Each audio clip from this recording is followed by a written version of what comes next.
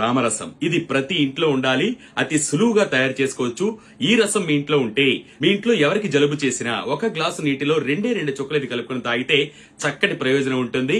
మోకాళ్ల కీళ్ల నొప్పులు తీవ్రంగా బాధిస్తే ఈ రామరసం తీసుకొని అక్కడ రాస్తే ఉపశమనం కలుగుతుంది. 2 చుక్కలు ఈ రామరసాన్ని తీసుకొని జలుబుగా అనిపించినప్పుడు లేదంటే తలనొప్పిగా అనిపించినప్పుడు ఈ కణతలకు రాసుకుంటే మంచి ప్రయోజనం ఉంటుంది. జలుబుగా అనిపించినప్పుడు ఇలా వాసన పీలిస్తే ఆహా హాయిగా అనిపిస్తుంది. ఎన్నో ఆరోగ్య ప్రయోజనాలు కలిగిన ఈ రామరసం ప్రతి ఇంట్లో ఉండాలి.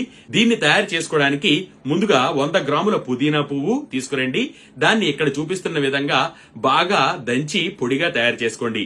అలాగే 100 గ్రాముల వాము పువ్వు కూడా తీసుకుని రండి. దాన్ని దంచి పొడిగా తయారు చేసుకోండి. అలాగే 100 గ్రాముల కర్పూరాన్ని కూడా తీసుకుని వచ్చి పొడి చేసుకుని పక్కన పెట్టుకోండి. వీటన్నింటినీ కూడా ముందుగా ఒక గాజు పాత్రలో వేయాలి. వేసిన తర్వాత మీరు చూస్తూ ఉండగానే అన్ని నీరై